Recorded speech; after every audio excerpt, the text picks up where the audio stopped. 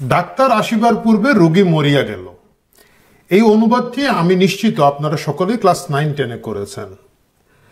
আমরা খুবই সুপরিচিত এই ট্রান্সলেশনের সাথে, কিন্তু রোগী আসিবার আগে ডাক্তার মরিয়া গেল, রোগী আসিবার আগে ডাক্তার মরিয়া গেল, বেশ কনফিউজিং একটা কাহিনী। এই ট্রান্সলেশনটি আমরা কখনো করিনি। একইভাবে এখন যে জিনিসটা হচ্ছে, বিপ্লব হইবার আগে ঘোষণা দেওয়ার কথা, ঘোষণা দিবার আগে বিপ্লব হইয়া গেল। এখন দেখা যাচ্ছে যে বিপ্লব হইয়া কিছু একটা হইল, মানে আজকে 31শে ডিসেম্বর যে বিপ্লবের ঘোষণাপত্র প্রস্তুত করার কথা ছিল, যে উচ্ছ্বাস মুজিববাদের কবর ভেঙে ফেলবে, কি যেন করবে আর কি, এবং এইসব উচ্ছ্বাস উগ্রহর উপরে এক গাদা পানি ঢেলে দিয়ে কনফিউশন তৈরি হয়েছিল গত রাতে যে আজকে আদৌ বৈষম্য বিরোধী ছাত্র আন্দোলন এবং তাদের যে প্যারেন্ট সংগঠন জাতীয় নাগরিক কমিটি জানাক তাদের আজকের শহীদ মিনারের সমাবেশটি হতে যাচ্ছে কিনা না। শেষ পর্যন্ত যদিও অনেক দ্বিধাদ্বন্দ্বের পরে, অনেক গুজবের পরে নিশ্চিত হওয়া গেছে যে এই সমাবেশটি তারা করছেন। তারা এই সমাবেশটি করছেন কারণ সকালে বাংলাদেশ ইসলামী ছাত্র শিবিরের কেন্দ্রীয় সম্মেলন আছে সোহরাওয়ার্দী উদ্যানে, এবং সেখানে সকল লোকজন রাতে চলে এসেছেন, কারণ ওনাদেরকে সকালে এই প্রোগ্রাম করে বিকালে শহীদ মিনারে যাওয়ার কথা। তো খরচাপাতি যা হওয়ার হয়ে গেছে, খাবার দাবার যা রান্না করার হয়ে গেছে, বাস ভাড়া দেওয়া হয়ে গেছে, হোটেল বুক করা হয়ে গেছে, এবং সবচেয়ে বড় কথা এই লোকজন সকলেই চলে এসেছে। এই যখন অবস্থা, আজকে বৈষম্য বিরোধী ছাত্র আন্দোলনের পক্ষে এই সমাবেশ বাতিল করার কোনো উপায় নেই। যেহেতু টাকা খরচ হয়ে গেছে তারা সমাবেশ করবেন, কিন্তু সেই সমাবেশে তারা কি তাদের কি যেন একটা ছিল ঘোষণাপত্র, বিপ্লবের ঘোষণাপত্রটি পাঠ করবেন? নিশ্চিত তা হচ্ছে না। ঘোষণাপত্র পাঠের সেই প্রোগ্রামটিকে তারা এখন মার্চ ফর ইউনিটি নাম দিয়েছেন। একই ঘটনা, বিপ্লব হইয়া যাওয়ার 5 মাস পরে বিপ্লবের ঘোষণাপত্র তারা দিতে চাচ্ছিলেন এবং সেটাও দিচ্ছেন না, হুইচ ইজ ফাইন। এবং ইউনিটি জুলাই আগস্ট মাসে হয়ে গেছে, কিন্তু সম্মিলিতভাবে এই জাতির যতগুলো ইউনিটি দরকার ছিল সব ইউনিটি তারা করে ফেলেছেন। একটা গণ অভ্যুত্থান হয়ে গিয়েছে, এবং সেই গণ অভ্যুত্থান শেষ হওয়ার পরে 5ই আগস্টের পরে 5 মাস পরে তারা এখন ইউনিটির ডাক দিচ্ছেন। এই ঘটনাটা কেন, এই লেজে গোবরে অবস্থাটা তারা করেছেন কেন, সেটা নিয়ে আমরা আজকে সকালের এই আলোচনাটা করব। বিকালে আপনারা প্রস্তুত থাকবেন, যদি তারা সেই সমাবেশে ঘোষণাপত্র দেন বা নতুন নতুন কোনো কথা বলেন, সেগুলো নিয়ে আমরা আবার সন্ধ্যার পরে হয়তো কথা বলতে বসবো। যাই হোক, ঘটনাটা তাহলে কি দাঁড়ালো? এই ঘটনাতে সুস্পষ্ট যে সরকার এখন আলাদা একটা ঘোষণাপত্র তৈরি করবেন বলে ঘোষণা দিয়েছেন। সরকারের যিনি মূল সরকার, সবচেয়ে বেশি যিনি কথা বলেন, আমাদের প্রেস সচিব শফিকুল সাহেব, উনি যদিও এর আগ পর্যন্ত বলেছিলেন উনি কিছু জানেন না, এটাই ছিল প্র্যাকটিস। মব পাঠিয়ে মানুষের বাড়িঘর ভাঙা, আদালতে হামলা করা, এইটা করা ওইটা করা, সব কিছু তারা করতেন, কিন্তু তারা বলতেন যে আমরা কিছু জানি না। এই পদ্ধতিতে তারা হেঁটে যাচ্ছিলেন এবং 31 তারিখের ঘটনা তারা একই ফর্মুলায় করার একটা পরিকল্পনা ছিলেন। কিন্তু হঠাৎ করে কি হলো? হঠাৎ করে তারা সংবিধানকে উড়িয়ে ফেলে দেওয়ার এই 31শে ডিসেম্বরের যে অনুষ্ঠানটি করতে চেয়েছিলেন, এটা একটা সাংবিধানিক সংকট তৈরি করত। সেই সাংবিধানিক সংকটের সবচেয়ে বেশি ক্ষতিগ্রস্ত যারা হতেন তাদের একটি হচ্ছে জামায়াতে ইসলামী সার্টিফাইড জামায়াতে ইসলাম এবং অন্য যারা দেশপ্রেমিক শক্তি, সেই সেনাবাহিনী।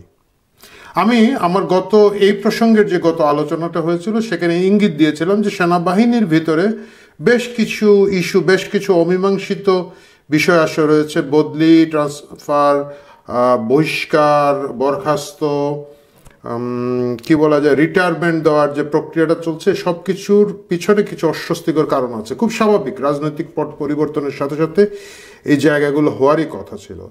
সেই সেনাবাহিনীর একটা সিগন্যাল হচ্ছে গিয়ে যেটা, যে এই সংবিধান না থাকলে অনেক ধরনের জটিলতা তৈরি হবে। এই সংবিধান বাতিল করে যদি সরকারের পার্ট একটা গোষ্ঠী কাজ করা শুরু করে, তাহলে একটা জটিলতা তৈরি হবে। এই সব সিগন্যাল, যদি আমি ধমক শব্দটি ব্যবহার করতে নাও চাই, এইসব সিগন্যালের প্রেক্ষিতে সরকার একটা আলাদা স্ট্যান্ড নিয়েছে এবং সরকার বলেছে যে আমরা আরেকটা ঘোষণাপত্র পাঠ করব বা তৈরি করব। এরপরে পরেই বৈষম্য বিরোধী ছাত্র আন্দোলন এবং জাতীয় নাগরিক কমিটির মধ্যে কনফিউশন তৈরি হয়, সারা দেশব্যাপী একটা কনফিউশন তৈরি হয় প্রোগ্রাম হবে কিনা না। জাতীয় নাগরিক কমিটি তারা ফেসবুকে বলেছেন আমরা আপনাদেরকে খুব দ্রুত সিদ্ধান্ত জানাবো, এবং তার বেশ কিছুক্ষণ পরে তারা জানাচ্ছে প্রোগ্রামটি হচ্ছে। আমি আগে যেভাবে বলেছিলাম, যেহেতু এই প্রোগ্রামের পিছনে আসলে জামাত ইসলামের বিগ ফান্ডিং, বিগ এফোর্ট আছে, যেটা আমি গত আলোচনায় বলেছিলাম যে লোক জড়ো করার দায়িত্বে আছে জামাত ইসলামী, এই কারণে তাদেরকে এই সমাবেশটি করতে হচ্ছে, এবং তারা শেষ পর্যন্ত মার্চ ফর ইউনিটি নাম দিয়ে করছেন। এরা সব কিছু একটা পোস্ট ডেটেড করেন, আপনি দেখবেন যে তারা বলছেন মুজিববাদের কবর কি যেন দিবে আর কি, মানে মুজিববাদের কবর রচনা হবে। মুজিববাদের কবর রচনা করার জন্য তারা 31 তারিখের এই অনুষ্ঠানটি করছেন। ভাইয়ের প্রথম কথা হচ্ছে যে মুজিববাদ শব্দটাই আমি গত অনেক অনেক বছর শুনি নাই। এটা হচ্ছে ডন কুস্কোর মতো একটা কাল্পনিক শত্রু তৈরি করে সেটার সাথে তরবারি লড়াই করা। তারপরেও যদি সেটা সেরকম কিছু থাকে, 5ই আগস্ট এটা অলরেডি কবর দিয়ে দিয়েছেন আপনারা, 5 আগস্ট সরকার পরিবর্তন হয়ে গিয়েছে, তারপরেও কেন এই কাহিনীটা করা হচ্ছে, কেন করা হচ্ছে আমি আগেই বলেছি, শক্তি প্রদর্শন করার একটা ব্যাপার আছে, রাষ্ট্রীয় কন্ট্রোল নেওয়ার একটা ব্যাপার আছে। তো আজকের এই ঘটনার মাধ্যমে প্রতিষ্ঠিত হলো জাতীয় নাগরিক কমিটি এবং বৈষম্য বিরোধী ছাত্র আন্দোলন যারা আছেন তারা যেভাবে আশা করেছিলেন যে শক্তি প্রতিষ্ঠা করবেন, সেটা তারা করতে পারছেন না। এটার ক্ষতি যেটা হবে, এখন জনগণের কাছে পরিষ্কার হয়ে গেল যে এই শক্তি যেটা তারা দেখাতে চাচ্ছেন, রাষ্ট্রের উপরে নিয়ন্ত্রণের যে চেষ্টা তারা করছেন, সেখানে তাদের যথেষ্ট নিয়ন্ত্রণ নেই। ডক্টর ইউনূস এবং তার উপদেষ্টা পরিষদের সাথে বৈষম্য বিরোধী ছাত্র আন্দোলনের বড় অংশের একটা ব্যবধান আছে, একটা গ্যাপ আছে। আমি একটা কথা পরিষ্কার করে বলতে চাই, এই সরকার সরাসরি আসলে বৈষম্য বিরোধী ছাত্র আন্দোলন বা ইত্যাদি আমরা সকলেই যারা ভাবি যে আমাদের সমর্থনে এই সরকার টিকে আছে, জিনিসটা অনেকটা হচ্ছে রথভাবে আমি দেব, পথভাবে আমি, মূর্তিভাবে আমি দেব, হাসে অন্তর্যামী। আমরা সকলেই মনে করি আমরা এটার স্টেক হোল্ডার, আমরাই বোধহয় এই আন্দোলন করে এই সরকার ফেলেছি, হুইচ ইজ নট ট্রু।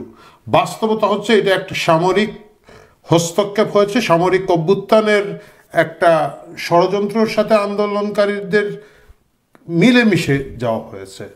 আমি যারা সাধারণ আন্দোলনকারী, ভালোবেসে, দেশকে ভালোবেসে, গণতন্ত্রকে ভালোবেসে, বা হোয়াট এভার রিজন ছাত্র হত্যা, জনহত্যা দেখে বিক্ষুব্ধ হয়ে রাস্তায় নেমেছিলেন, তাদের আবেগকে সম্পূর্ণ সম্মান করি।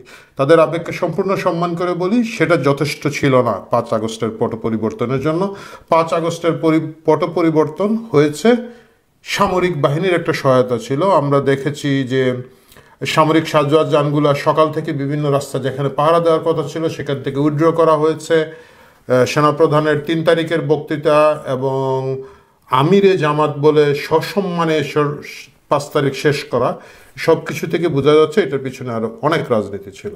সেটা থাকতেই পারে। রাজনীতির কাজই হচ্ছে প্রতিপক্ষকে কোনো না কোনো মাধ্যমে শায়েস্তা করা, সেটা নিয়ে কোনো মুশকিল নয়। কিন্তু বৈষম্য বিরোধী ছাত্র আন্দোলন জাতীয় নাগরিক কমিটি যদি ভেবে থাকে যে তারাই আসলে সব কিছু করছেন, সেটার উপরে এটা হচ্ছে আরেকটা আঘাত। আমরা এর আগে দেখেছি রাষ্ট্রপতি শাহাবুদ্দিন চুপ্পুকে সরানোর যে চেষ্টাটা তারা করেছিল, সেটাও একই ধরনের হস্তক্ষেপে বাতিল হয়েছে। এইবারও সেই কাহিনীটা হলো, এবং আগামীতে ডক্টর ইউনূস এবং তার সরকার একটা ঘোষণাপত্র দিবেন বলে আমরা আশা করছি। সেটাও আরেকটা কি বলা যায়, এটা হাবি যাবে, একটা কাগজ হবে, অনেকগুলো জার্গন হবে। আপনারা দেখেছেন এর আগে দুর্নীতি বিরোধী একটা শ্বেতপত্র করা হয়েছে, এটা হচ্ছে একটা লিটারেচার রিভিউ এর মতো কাহিনী। অনেকগুলো জায়গা থেকে কাট পেস্ট, কপি পেস্ট পত্রিকায় শুনেছি, জেনেছি, বুঝেছি বলে একটা কাগজ তারা তৈরি করে সরকারের কাছে দিয়ে দিয়েছেন, সেটাকে এখনো ড্রাফট অবস্থায় আছে বলছেন। ওইটা থেকে আসলে আমরা কিছুই টের পাই নাই, কি হলো, কার দুর্নীতি কোথায় হলো। অবশ্যই দুর্নীতি হয়েছে, সেটা নিয়ে কোনো সন্দেহ নাই, কিন্তু কি পরিমাণ হয়েছে, কারা করেছে, কারা দায়ী ছিল, এই বিষয়গুলো সেখানে পরিষ্কারভাবে আসে নাই। তারপরে এখন একটা সংবিধান সংশোধন কমিটি করা হচ্ছে। আলী রিয়াজ সাহেব গিয়ে তার সাবেক ছাত্র খালিদ মহিউদ্দিনকে ধমকে ধমকে এমনভাবে বলছেন যে মনে হচ্ছে না কি একটা করে ফেলবেন। আমি জানি না উনি কি করছেন, সেটা নিয়ে আমরা অন্য পর্বে আলাপ করব। একইভাবে একটা সরকারি ঘোষণাপত্র হয়তো আগামীতে আমরা দেখতে পাবো, সেটা থাকুক। কিন্তু শেষ পর্যন্ত বৈষম্য বিরোধী ছাত্র আন্দোলন এবং জাতীয় নাগরিক কমিটির অসহায়ত্ব, দুর্বলতা উলঙ্গভাবে দেখা গেল। জামাতের উপরে সাপোর্ট নিয়ে, জামাতের লোকবল নিয়ে, ছাত্র শিবিরের সম্মেলনের সাথে অ্যালাইন করে করে প্রোগ্রাম করে এই কমিটিগুলো কতদিন রাজনীতিতে টিকবে আমি জানি না। আমার একটা পরামর্শ থাকবে বৈষম্য বিরোধী ছাত্র আন্দোলনের যারা নেতৃবৃন্দ আছেন, অবশ্যই আপনারা আমার পরামর্শ শুনবেন না, কমেন্ট বক্সে দুটো গালিও দিবেন, হুইচ ইজ ওয়েলকাম। গালি দিলে দর্শক বাড়ে, আমার কোনো সমস্যা নেই। কিন্তু বাস্তবতা হচ্ছে আপনাদের উচিত হবে আরো বেশি কোঅর্ডিনেট করা। মানে এই ঘোষণাপত্রটা নিয়েও যদি আপনারা বসতেন, কার সাথে বসবেন আপনারা সকলেই জানেন। এটা কিন্তু আপনাদের মাস্টার মাইন্ড সাহেবের সাথে বসলে হবে না, এটা শফিকুল সাহেবের সাথে বসতে হবে। উস্তাদেরও উস্তাদকে সেটা এতদিনে আপনারা টের পেয়ে গিয়েছেন। যদি টের পেয়ে গিয়ে না থাকেন সেটা হচ্ছে আপনাদের মূর্খতা, সরি ফর দ্য ল্যাঙ্গুয়েজ। এইখানে আপনারা বসে এই পরিকল্পনাগুলো যদি করেন, জনগণের সামনে, মাস পিপলের সামনে আপনারা উলঙ্গ হবেন না, আপনাদের অসহায়ত্ব প্রকট হবে না। এবং এই উলঙ্গ এবং অসহায়ত্ব প্রকট হলে সমস্যা কোথায় জানেন? সমস্যা হচ্ছে লোকজন জানে আপনাদের পিছনে সেনাবাহিনীর বন্দুক আছে, এই জন্য কিন্তু আপনারা এখনো নিরাপদ আছেন। যেই মাত্র বোঝা যাবে যে আপনারা ইউ আর ইউর ওন, আপনারা একা, আপনাদের পিছনে সেই কাহিনী নাই, তাহলে সেটা আপনাদের জন্য বিপজ্জনক হবে। বিভিন্নভাবে আপনাদের অ্যাকসেপ্টেন্স লেভেল কমে যাবে এবং অন্যান্য সমস্যা হবে। আর এর চেয়ে ভালো যদি করতে চান তাহলে বলবো যে সুখের দিন আছে, সেই সুখের দিনে যেভাবে চলে যাচ্ছে মিডিয়া দখল করা, ট্রান্সফারগুলা সরকারি প্রশাসনের বদলি তদবির করা এবং বিভিন্ন তদবির যেগুলো ঢাকায় করছে বলে গুজব আছে, সেগুলোকে সত্য প্রমাণ করে আরো বেশি করে করতে থাকেন, হেলিকপ্টার চড়তে থাকেন, which is fine. Tempo stand আপনারা দখল করতে পারবেন না, ওইটার আলাদা দল আছে, বা আপনারা পারবেন না, বিশেষ করে আপনাদের সেই লোক নাই। ঢাকা কেন্দ্রীয়ভাবে যা করা যায় সেটুকু করেন। এইভাবে রাজনৈতিকভাবে উলঙ্গ হয়ে যাওয়াটা বোধ হয় আপনাদের জন্য খুব সুবিধাজনক হবে না। যাই হোক, দেখা যাক 31 তারিখ আজকে বিকেল এবং সন্ধ্যায় আপনারা আরো অনেক অনেক বেশি চিৎকার করে মুজিববাদ খেয়ে ফেলবো বলে কি কি করেন, সেই কাল্পনিক যুদ্ধ দেখার অপেক্ষায় থাকলাম। এবং প্রিয় দর্শক, আমরা সকলে মিলে সেই অনুষ্ঠানটা শেষ হওয়ার পরে আরেকবার বসবো একসাথে ক্যামেরার সামনে এবং বিশ্লেষণ করব আগামীতে জাতীয় নাগরিক কমিটি এবং বৈষম্য বিরোধী ছাত্র দলে ছাত্র ঐক্যের কি অবস্থা দাঁড়াবে। সে পর্যন্ত ভালো থাকুন, সারাদিন ভালো থাকুন। আজকে ঢাকা শহরে অনেক অনেক ট্রাফিক জ্যাম হবে, সতর্ক থাকুন। ধন্যবাদ।